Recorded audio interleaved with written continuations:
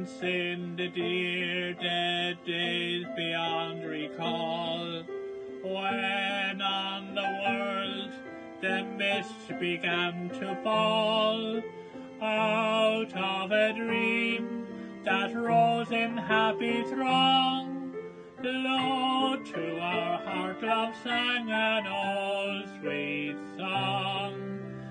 And in the dusk, where fell the firelight gleam, love gently rove itself into a dream. Just a song at twilight, when the lights are low, and the flickering shadows softly come and go. Though the heart be weary, sad the day and long, still to us at twilight comes love's old song, comes love's old sweet song.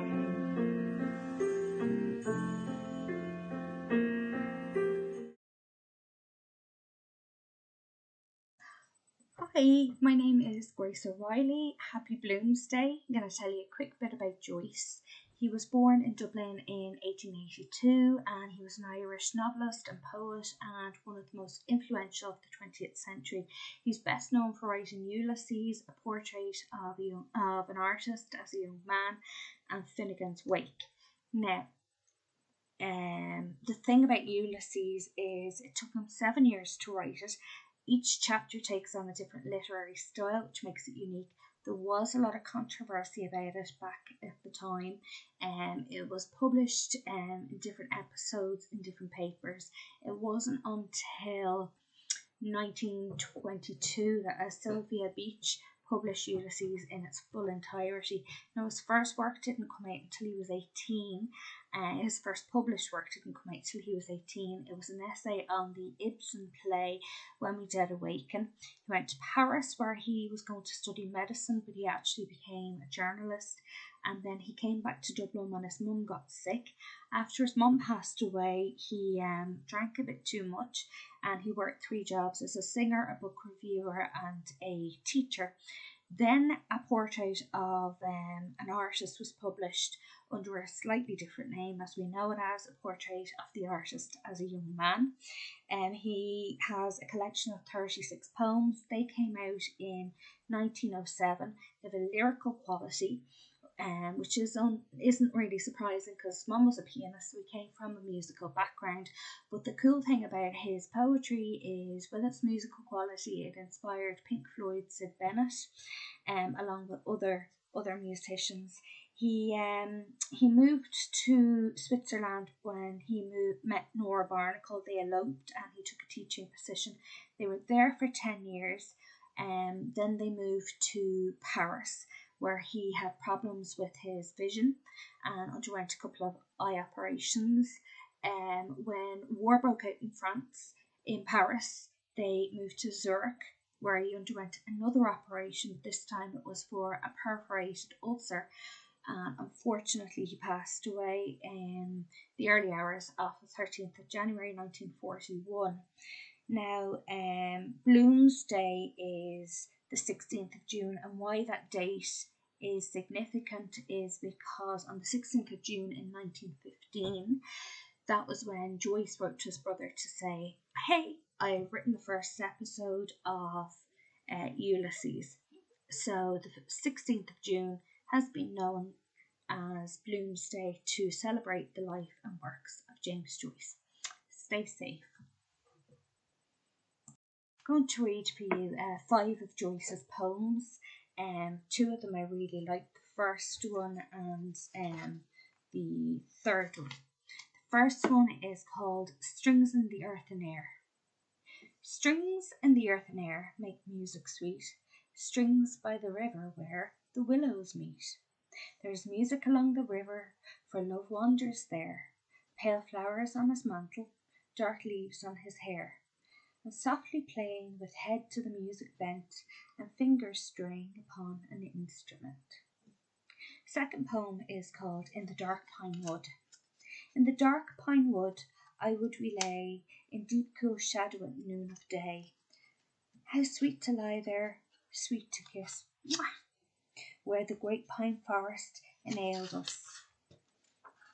Thy sweet descending sweeter were, with soft tumult of thy hair.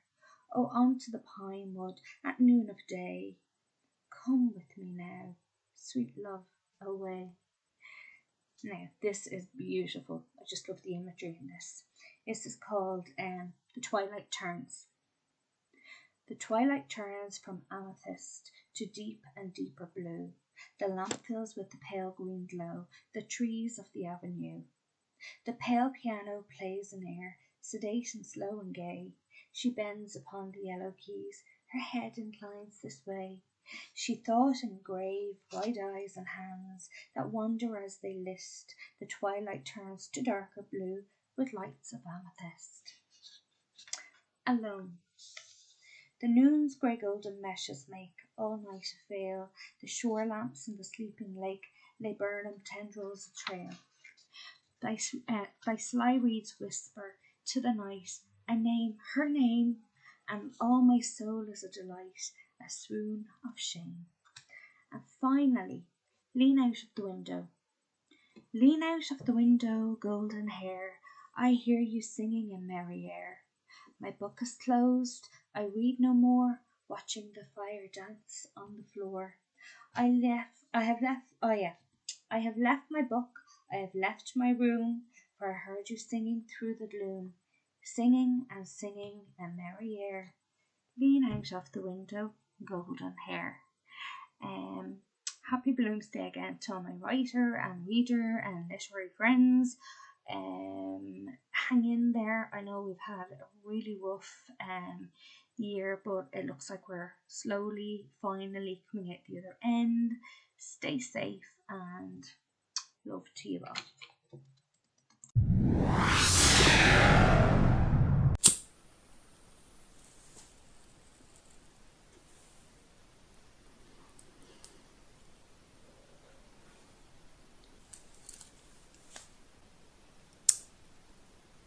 It's so quiet in here.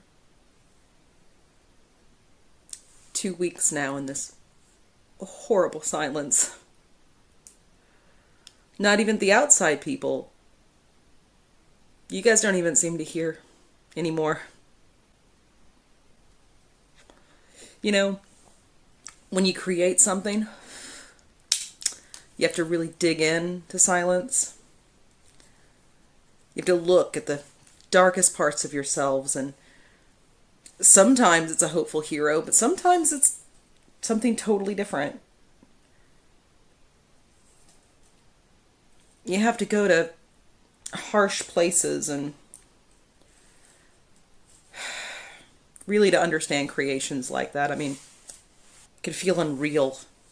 It happens to writers. If you're not careful, you lose the balance and then it just consumes your life.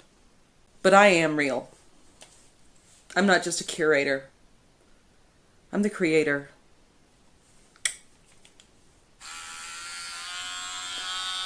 So I suppose the question now, Minuet, if you're listening, is... I know it's over. I was born a joker. Nobody's coming for me.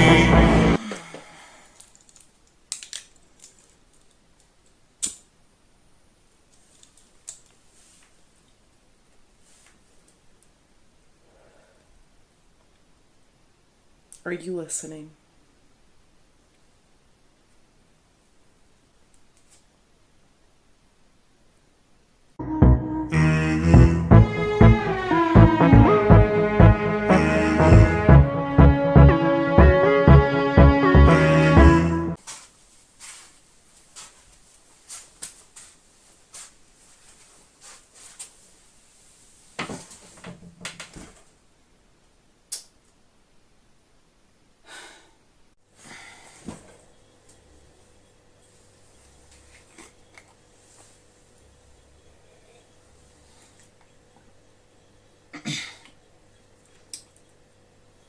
do people like reading about villains? I've really been thinking about that lately. Oh, I was supposed to give this to you.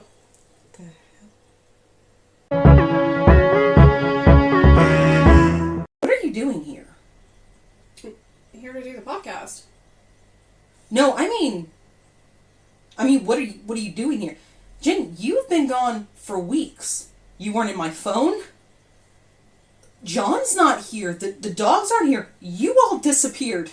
I was wondering where they were. Yeah, it was like a Black Mirror episode 2 weeks ago. Just everything went crazy. Yeah, what's up with your hair? Yeah, I had to shave my hair. Minuet was, remember, with the color? Oh, yeah. Yeah. Had to lose the hair. Had to remind her, you know, who she's messing with. But with my hair. I was just wondering why people like reading stories about people who do terrible things. I think some of us identify with the dark or wrong behaviors of villains.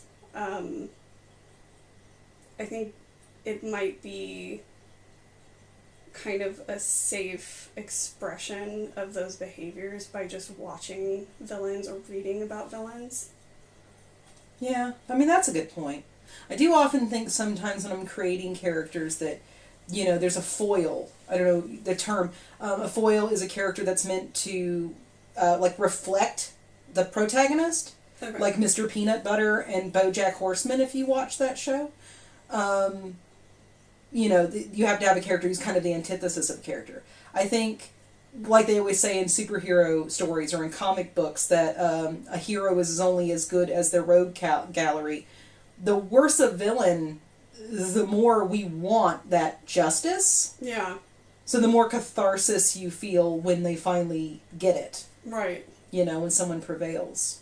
Because I think a lot of people feel, this is a made-up word, justice-less in their lives sometimes, like a lack of control, or they feel like something happened to them that didn't really see the justice that they felt it needed, so it might help reflect, like, to see those people come to justice. Well, I also think that, like, if you feel very confined to, like, society's expectations, it's sometimes fun to read something that's not at all that's totally abridged or unbridled from the concepts of what we understand to be, you know, true and just and right and these kinds of things. I think that's why a lot of people like horror.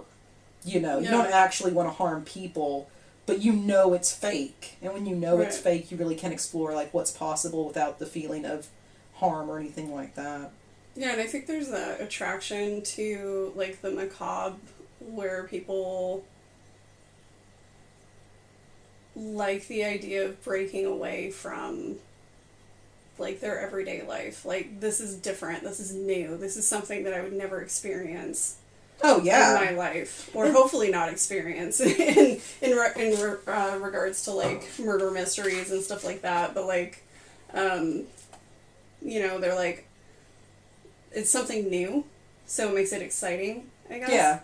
Well, I often sometimes wonder, like, when I'm creating a character, like when I created Minuet, the whole idea of it actually was kind of the opposite of that. I was trying to go for, like, why do so many women really like watching true crime podcasts or you know, true crime dramas or documentaries? And I think there is an odd feeling of validation after being told and primed all through your young life about how scary the world is and how dangerous the world can be for us to see that, like, articulated in flesh and not just in kind of a, well, lock your doors, don't trust strangers, don't walk down the street at night, don't wear certain things, don't have too much to drink, don't, you know, when you see it actually happen to someone, there's the one side of that being validated, all that caution being validated, as awful as that is.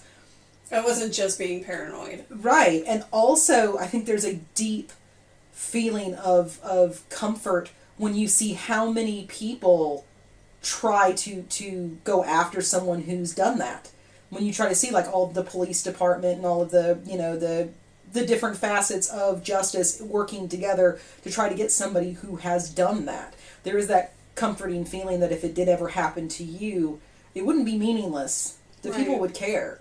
Yeah. What's weird is that I, with Minuet, sometimes some of the darkest stuff that I write about comes from this idea that, it might be relatable. Not exactly relatable, like you're not like a crime boss in Russia going through this. But if you've ever felt like at the winds of decisions made for you, especially in your young life, or if you've ever felt unable to escape, a situation of powerlessness or I don't know, but I think maybe we want to believe that they're anti-heroes, but I don't know that that's what I don't know if I think that's what it is, I mean, like Stephen Daedalus, that's an anti-hero. Right. That's not what Minuet is. I haven't actually read that. It's okay. Most people haven't read it. Some of the deepest, the hardcore Joycean people haven't read Ulysses. It's like, what, you liars! It's so true. It's a fantastic and masterful book that is incredibly well written, full of people I don't like. It's Bloomsday, though. What are you going to do? You have to throw in some Joyce. But, yeah, I think that's kind of... I don't know.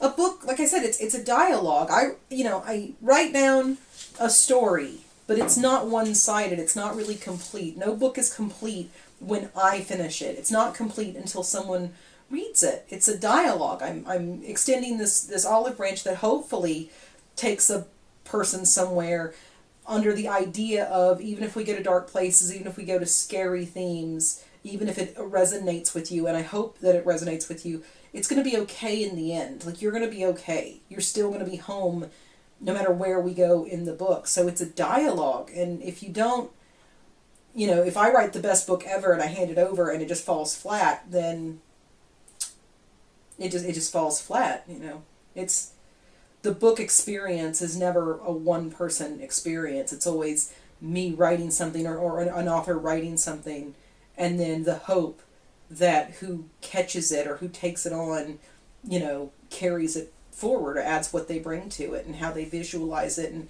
what they want from the characters, what they hope will happen.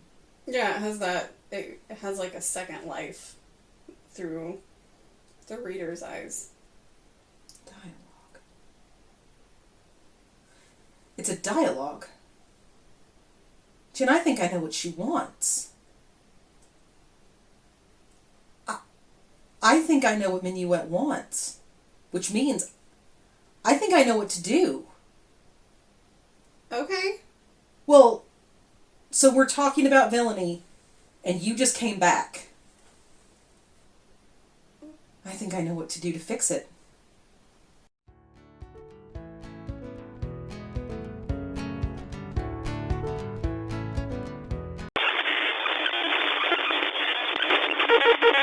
And welcome to this episode of the Irish Bookshop Show. This is a Bloomsday special, celebrating all things James Joyce. Bloomsday is a commemoration of the life of Irish writer James Joyce that is observed annually on the 16th of June. The date is 1922 novel Ulysses takes place on the day his first outing with his partner Nora Barnacle.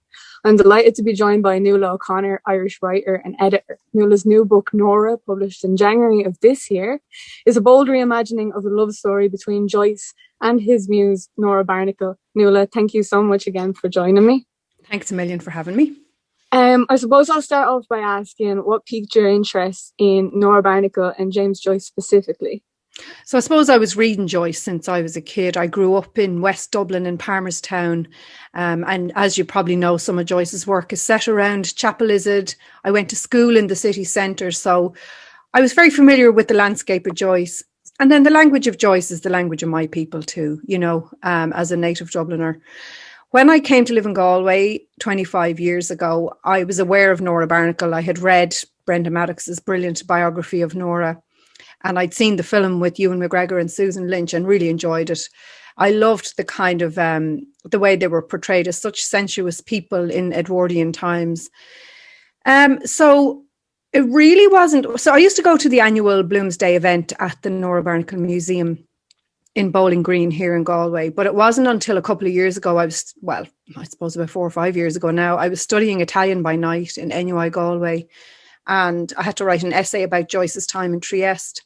And all the time I was researching that essay, all I was interested in was what was Nora doing? How did Nora feel?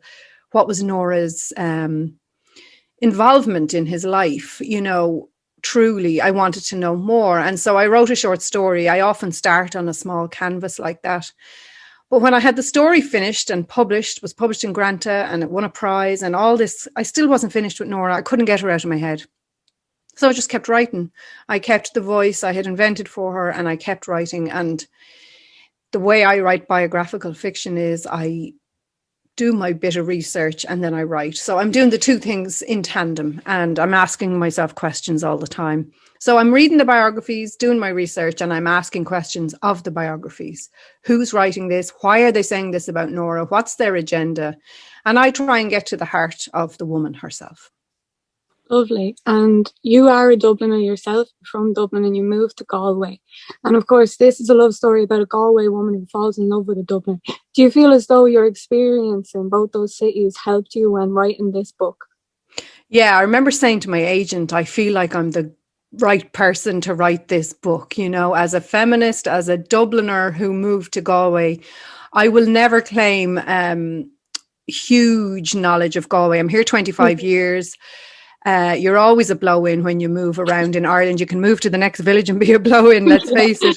But I have deep love for Galway, obviously. I have friends here, and brought up my family here, and knowledge of here that is obviously only to a certain extent because I'm not a native. But I feel like I can bring a lot to the table. I felt that when I started to write this.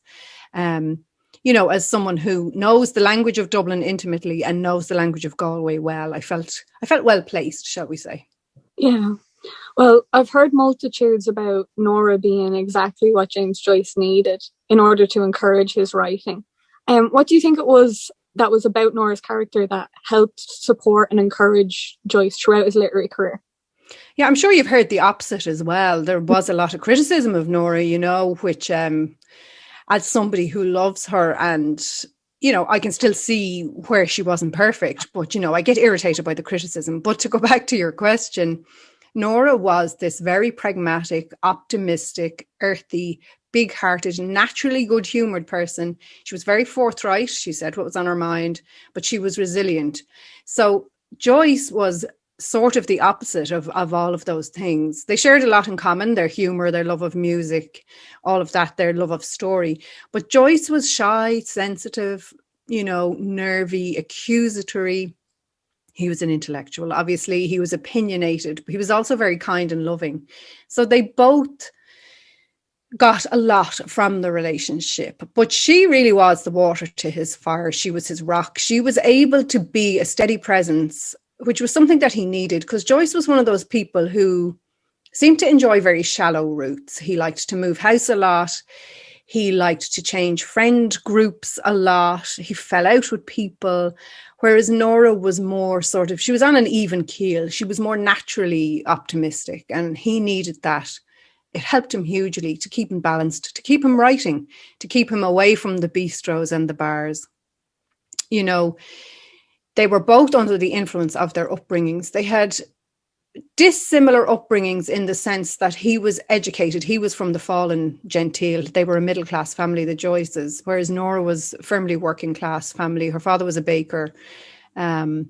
She was actually brought up by her granny because her mother had, you know, a lot of babies and trouble with a couple when Nora was born. So Nora was moved to grannies, which was a very normal thing in Ireland. Even up until when I was young, people were often fostered out to their grandmothers. So they were under the influence of the politics and the mores of the time, but they were also quite quirky and individualistic, both of them. They both had a wonderful self-confidence, which, you know, maybe Nora got it by being an only child with granny, essentially. And Jim got it because he was adored by his parents. And He just seemed to have this natural sort of self-belief, which is why he became the great writer he was. He firmly believed in himself and his talent. But neither of them was a paragon of virtue, the same way none of us are.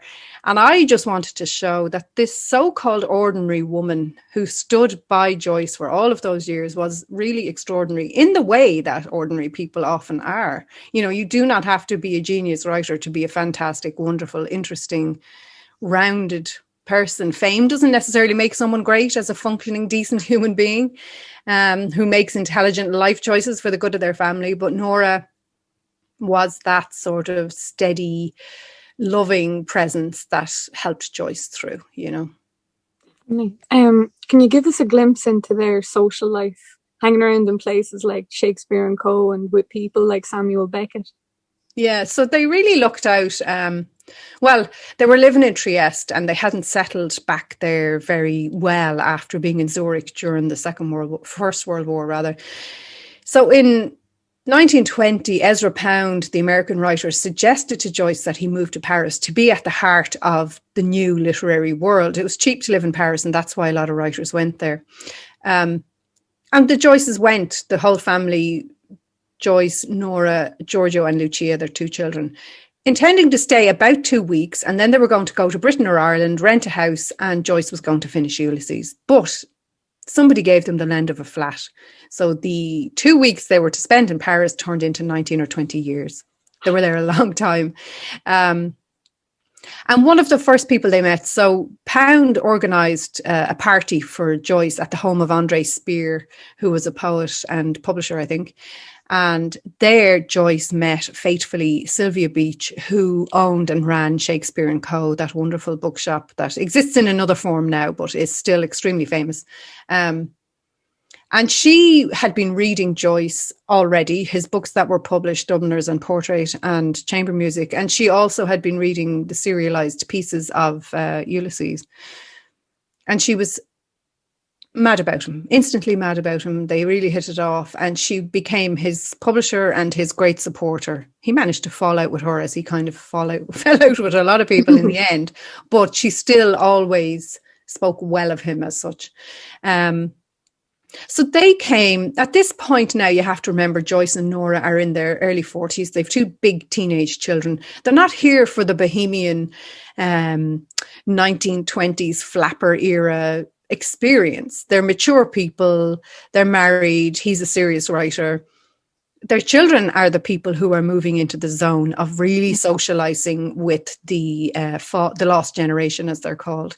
So Joyce and Nora kind of looked down their nose a bit on the bohemian carry-on of Parisian in that set in Paris. They hung around with the likes of the Hemingways and the Guggenheims. Hemingway was poor, but the Guggenheims were exceedingly wealthy. But they found their morals quite loose, these people. So Joyce and Nora both had quite Catholic hangovers, if you know what I mean. They were still quite Catholic in their way of carrying on and quite Irish without sort of subscribing to that as a way of life, you know. So to us, they may look like bohemian mavericks, but actually they were quite bourgeois. They were quite settled and sort of trying to live the middle-class life that they might have had in Dublin had Joyce finished his medical studies, for example. So, they did hang around with all of those people, and Joyce did drink. We know this. I think drink helped him to socialise because he wasn't very friendly. And the more famous he got, the less friendly he became. Because he sort of was under siege. They couldn't go to a restaurant without someone sending over a drink or wanting to come to speak to him. And this just annoyed him. There's a very interesting letter about when they went to Belgium on their holidays, and a young American writer called Thomas Wolfe spotted them.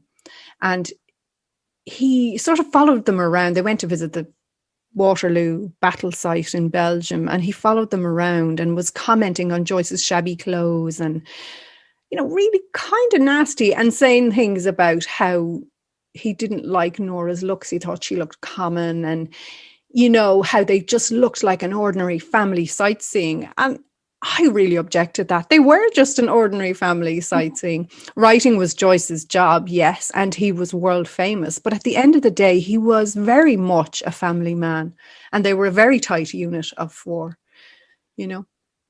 And can you kind of tell us about the relationship with their children, particularly Nora's relationship, because there's been endless literature written about it. There has, and she Particularly- has been criticised, and I think it's a very unfair criticism, because having read the biographies, I can see how much she tried to help Lucia. So their daughter Lucia had a mental illness, and I've great sympathy for them as a child, as parents of that child.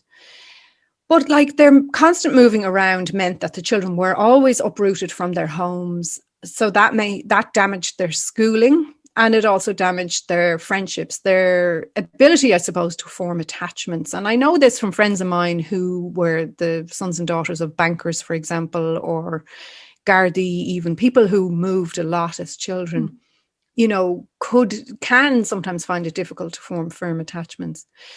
So the only thing they had in common all the time was each other, the four of them. And so they became very close, and you only have to read their letters to see the sort of wonderful language and in-jokes and, you know, sort of closeness that they enjoyed. So Lucia was eventually diagnosed with schizophrenia. Whether that is what was wrong with her or not, I don't know. She had several challenges. So she sometimes went into catatonic states where she couldn't move or talk. She was just sort of locked inside her own mind. She had a flair for truancy. She would run away at night and disappear, which must have been really distressing. She could disappear for 2 or 3 days. She was a little bit promiscuous. Mm-hmm. She flung herself at, you know, various men. That sounds terrible. It sounds very unfeminist of me, but you know, the reality is this was a different era, and she was a young woman. And the dangers involved in that, you know, anything from STDs to unwanted pregnancies, you know. So, yeah, Lucia was a dancer and Giorgio was pegged to be a singer. So their parents did try and encourage them into artistic careers, but they ended up with no careers, to be honest. Giorgio did accountancy on a part-time basis, and he taught Italian on a very part-time basis, I think 1 hour a week. So they weren't really equipped, but I don't think Nora and Jim had great role models at home either. You know, Nora's father lost his bakery because of his alcoholic tendencies, and Joyce's father was an alcoholic and, you know, spent his money on his own entertainment rather than on schooling or feeding his kids. Even in the most basic way, I'm not talking about giving them an elaborate home life, but even in the most basic way, his children lost out hugely. And if you read any of the biographies, you'll see that. But also you see it in Ulysses, in the character of Stephen Dedalus, and his sisters always make me very sad in that novel. So yeah, Lucia was also prone to violence, and Nora was the receiver of that violence because Jim was usually busy writing, so Nora had her care. So yeah, her aggressive outbursts started becoming worse and worse. She was institutionalized. She would set fires in her bedroom in the institution. Then if she was out again, because she went in and out of asylums and she saw more than 20 doctors, she would set fires in her bedroom where she was living. And, you know, so it was a difficult situation. Nobody wants to incarcerate their child forever. But in the end, that's what happened. After various friends and family stepped in to try and help with Lucia, and really, it was clear that she couldn't take care of herself, and they couldn't take care of her either. So then she ended up, really very sadly, I suppose, for 50 years, and she died in an institution in England. Wow. In comparison to kind of other Irish writers, there's a lot of information available with James Joyce. Like, even looking at his Wikipedia page, it's miles longer than anyone else's. Yeah. Is it kind of more difficult to write about writers like that, where there is a lot of information available, to try and find something unique and to try and be a bit individual about your research? Yeah, I suppose it's great that there's so much available. Think of anything about Joyce, from his clothes to his money, and you'll find a lot written academically and, you know, in all other ways. People fall in love with Joyce, the whole project of Joyce, in a sense, because he led a very interesting life and because he wrote such wonderful things. So in one way, you've all this information at your fingertips, so it's a very large project to enter into. There's a lot of research. In another way, my project wasn't Joyce, it was Nora. So I wanted to take Nora out from behind Jim and show her as the wonderful, rounded, earthy, dynamic person that she was, and how important she was in Joyce's life, how crucial she was. You know, their grandson, Stephen Joyce, Giorgio's son, said he believed that Nono was his granddad, James Joyce, that Nono could have done none of it without Nonna, which was Nora. Not written one of the books, he said. Because he would maybe have drank himself to death if she wasn't there to drag him out of the bistros, throw him in a taxi, much as he protested, and bring him home. She also, like, he suffered a lot with his stomach and with his eyes, and she made sure that she minded him well. And of course, the other people that helped Joyce were Harriet Weaver, his great sponsor, who over the course of his life gave him the equivalent in our money of over £1 million. So she was his sponsor. She basically paid for his lifestyle. Without really knowing it was a lifestyle. She thought she was giving him quiet time to write. In fact, they lived the high life, shall we say. So yeah, I've lost track. What was the original question? That there's so much written about him. Yeah, I mean, it's hugely useful, obviously, when you're researching something like this. And I am very wedded to the facts. I love to get things right. But my business is biographical fiction. And so I'm about empathizing with Nora as a woman, as a mother, as lover, as minder of this man, and embodying her so that the reader feels like, when you're reading the book, I want you to feel like you are Nora and that you're experiencing this extraordinary life alongside her, with her, that you're experiencing what it was like to move from rainy Galway to bright light Trieste by the Adriatic. What a contrast. And like nowadays, even if we've never traveled, we know what other countries look like from, films and the internet. Back then, people would have known very little. And so the contrast between how she must have felt when she left Ireland for Europe must have been extraordinary. And she acclimatized, she learned the languages. Everywhere they went, she learned the languages. Joyce was a great linguist. He had a lot of languages, and everywhere he went, he wanted to pick up language. That was his thing. But for her as well, very interesting. A life is not a story, but their life has so many story-like elements to it. All the ups and downs, all the moving about, all the sort of sexual intrigue and all of that went on. It's incredibly interesting. From writing your book, is there anything that you find overrated about Joyce? And is there anything you find kind of overlooked and underrated about him? Yeah, overrated, I don't really. I love his writing. I love his humour. I have much greater empathy with him now, having dug deep into the life. The thing about the money is tricky, the business of someone funding your life, but actually it's a lifestyle, if you know what I mean. They'd know, I think they were better at being poor people than being wealthy people. They hadn't a great grasp on how to budget or anything like that, and didn't see any need to really. And then things that are neglected. Well, for me, and I'm not, I firmly believe Joyce was an alcoholic, as his father was, but I find a lot of academics say that he wasn't. They'd nearly argue until they're purple in the face that he wasn't an alcoholic. Whereas I think that someone who has to drink every day and does very badly without drink has a problem.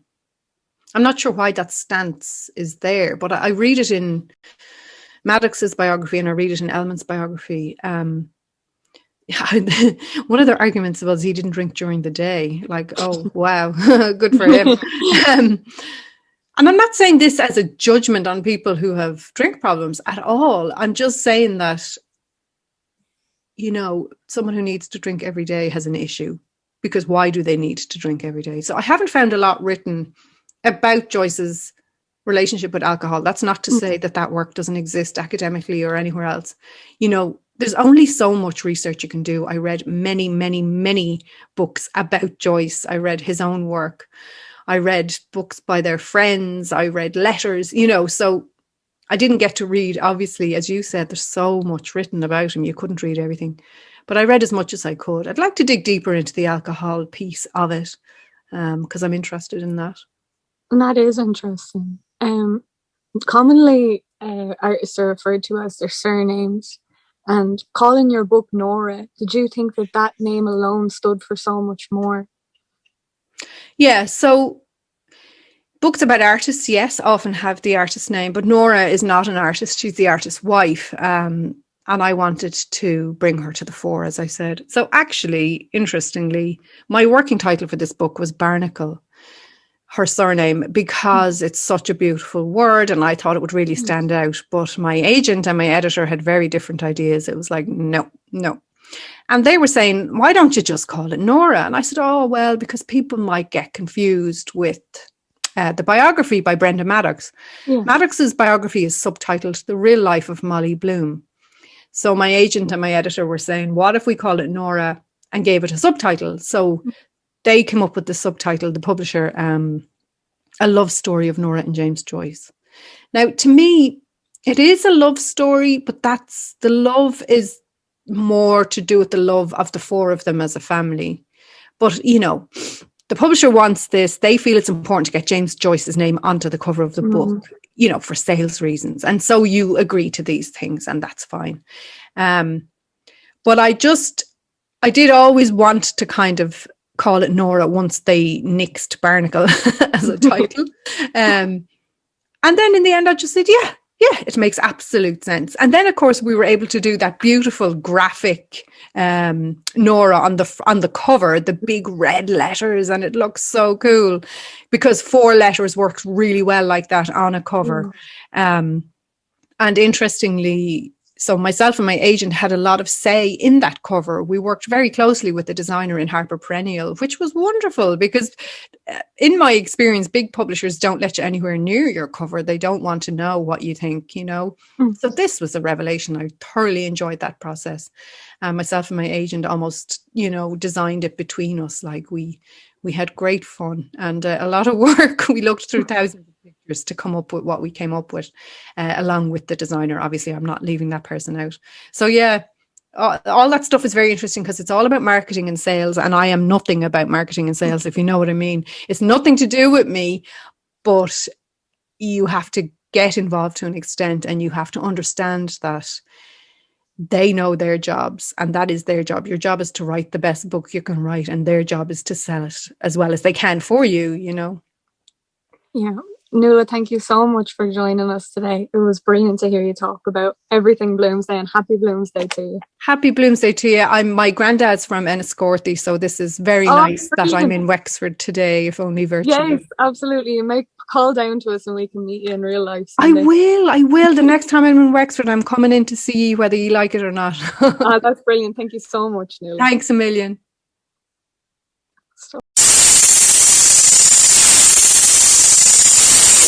Right, good morning. How are you on this dull and dreary Bloomsday?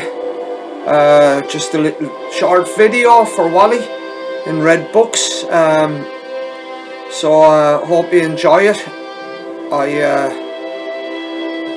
couldn't find my copy of Ulysses, but I have here Dubliners by James Joyce, and picked a little bit out of it to read.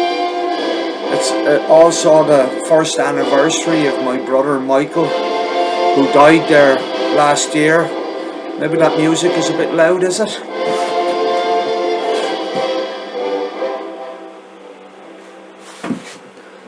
That was a little bit of Wagner, also courtesy of Red Books. And anyway, I was talking about this Dubliners, and I was saying today is Mick's first anniversary, and Mick was a great help to me in introducing me to reading. I wasn't the brightest of fellas in school, but there was always books around the house. When you woke up in the morning, Mick was there, and he was stuck into a book eating his breakfast, he was stuck into a book eating his dinner, he was stuck into a book eating his tea, whatever, supper, he was always reading. And he worked hard all his life on the building sites like myself in earlier years. You got out that time at 14, 15 years of age, and you started working, and you worked till you were able to, until you had to stop basically because your back would go and this would go and that would go. And so Mick, when he eventually retired from work, he took up his hobby as a buyer of and seller of books, and he loved it. He loved it. So I just thought I'd mention Mick today on his anniversary. As well as that, I just picked a little piece out of this,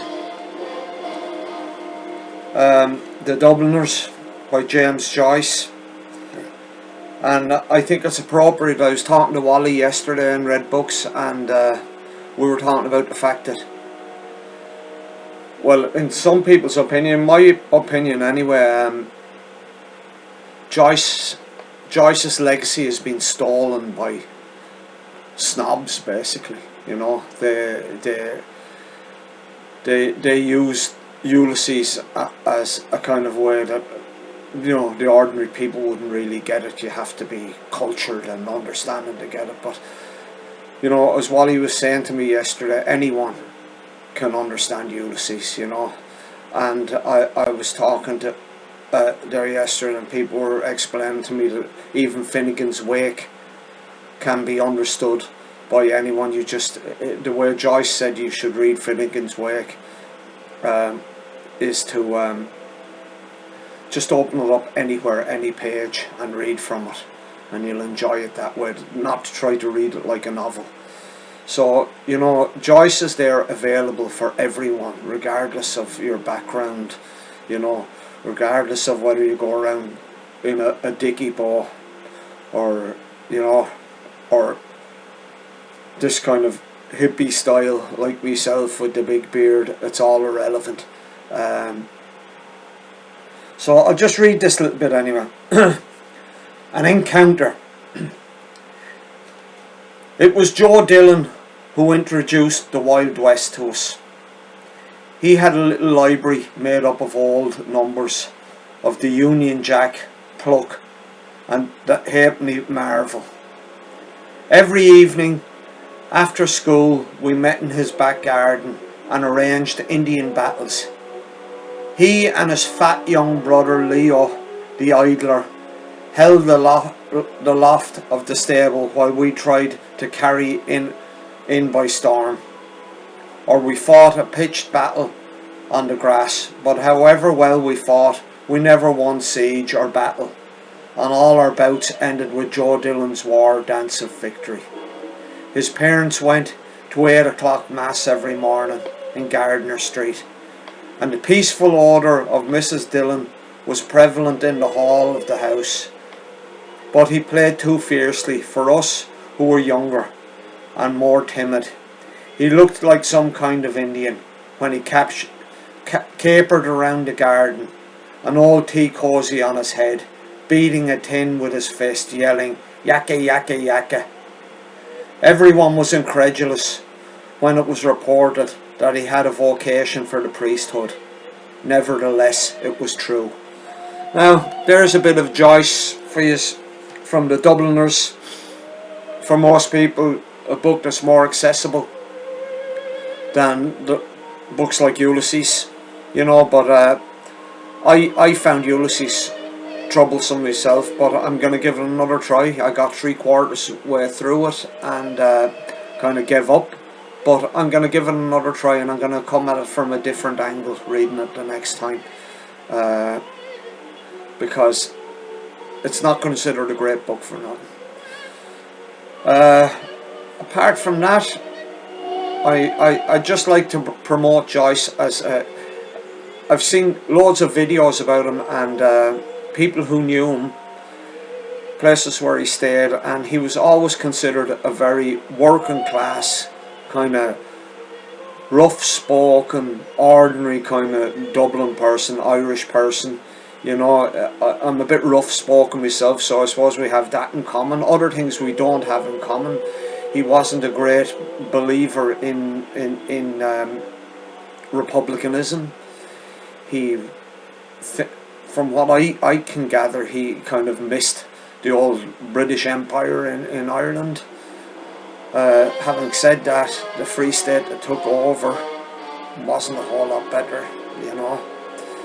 But maybe that was his reasons. But apart from that, you know, he hung around in his peak cap, and acted the maggot, and he got into rows and arguments and courted women and didn't behave like a gentleman at all, you know. So to portray him in this kind of Bloomsday kind of light is not very fair, really, to the man himself, because I don't think he was that gentleman type man at all. Yes, he had a third level education, a good education, private education, in a time when it was hard for working class people to get it, but his father knew people, and as they went down in society, his father was a drinker and he lost jobs, and they had to move house dozens of times. So as things got worse, he went down with it, and he took on this persona of the working class Dublin man, and I thought it suited him really well, and he portrayed it very well.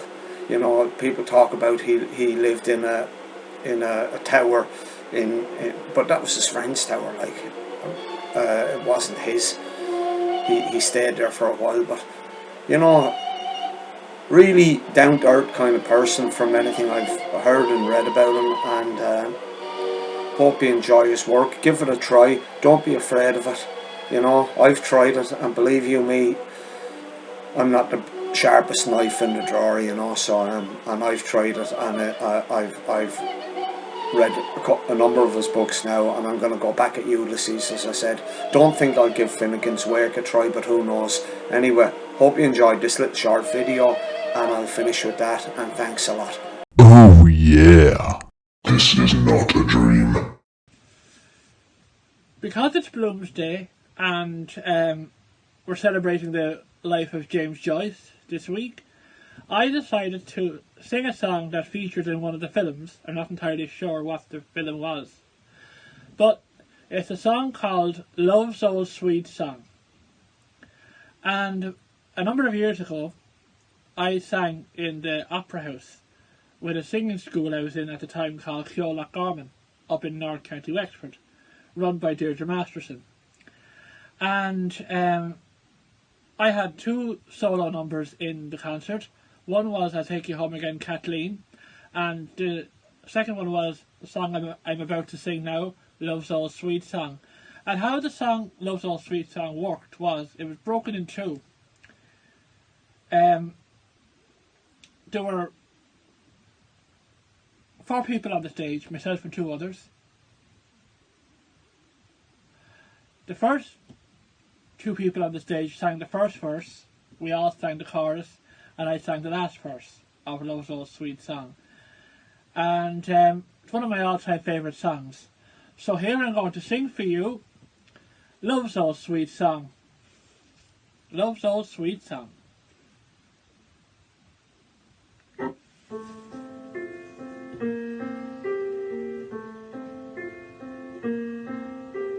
Once in the dear dead days beyond recall, when on the world the mist began to fall, out of a dream that rose in happy throng, low to our heart love sang an old sweet song. And in the dusk, where fell the firelight gleam, love gently rove itself into a dream. Just a song at twilight, when the lights are low, and the flickering shadows softly come and go. Though the heart be weary, sad the day and long, still to us at twilight comes love's old song.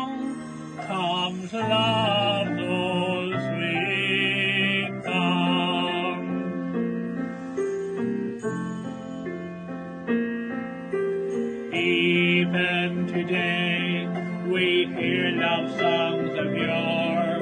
Still in our heart they dwell forevermore.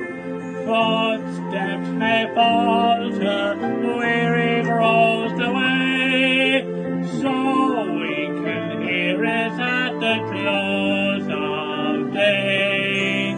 So till the end, when life dim shadows fall, love will become the sweetest song of all. Just a song at twilight, when the lights are low, and the flickering shadows softly come and go. Though the heart be weary, sad the day and long, still to us at twilight comes love's old song, comes love's old sweet song.